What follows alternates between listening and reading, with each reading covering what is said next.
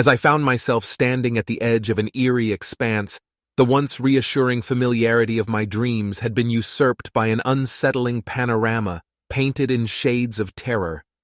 It was as if a Hieronymus Bosch painting had been twisted into a grotesque parody of itself, a canvas of nightmares inked with pure dread. The world was shrouded in an ominous palette, with deep shades of black and gray, occasionally highlighted with unsettling silhouettes of ghostly figures. Gnarled trees of skeletal proportion towered over a desolate graveyard, their branches stretching towards the heavens as if pleading for salvation. The pallid moon cast a ghoulish glow, casting long, macabre shadows across this nightmarish terrain.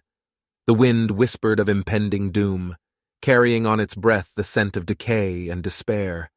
The earth beneath my feet felt hollow, as if I were standing on the sepulchral skin of a colossal beast slumbering beneath. From the graveyard's obsidian heart, spectral forms emerged, aimlessly wandering amidst the tombstones, howling in pain and despair. Their whispers echoed through the deadly stillness, words twisted by the bitter wind into a cacophony of desperate pleas and mournful cries. I found myself drawn to this spectral ballet, my feet leading me against my will through the labyrinthine necropolis. The tombstones bore no names, only crude etchings of faces twisted in agony. Each one seemed to stare back at me, their expressions a morbid reflection of the fear that had taken hold of my heart. Suddenly, a ghastly figure appeared before me, its features obscured by the flowing mist. A whisper of recognition brushed against my mind as I recognized the figure. It was me. But this mirror image was distorted, twisted by the nightmarish realm.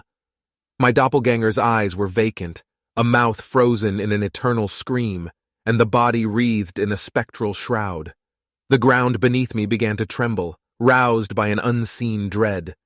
The monstrous trees writhed in agony, skeletal branches scraping the starless sky. The graveyard's spectral inhabitants ceased their wandering, turning their ghostly gazes towards me, their whispers falling silent. As the tremors intensified, the spectral version of me reached out, its fingers brushing against my own. In that instant, an icy chill coursed through me, a feeling of unspeakable dread followed by a sudden force pulling me into the shadowy depths beneath. The last thing I remember before waking was the sight of the terrifying landscape, receding above me as I descended into the unknown abyss, the grotesque chorus of my own echoing screams following me into the dark. The nightmare vision of Bosch's realm forever etched into my consciousness, a haunting reminder of the terrifying world that lay on the other side of sleep.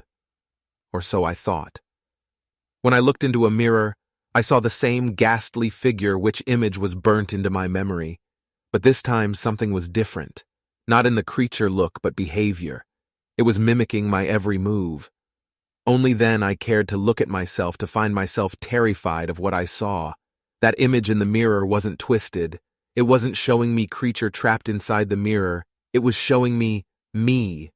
I became the creature, and my nightmare was only just beginning.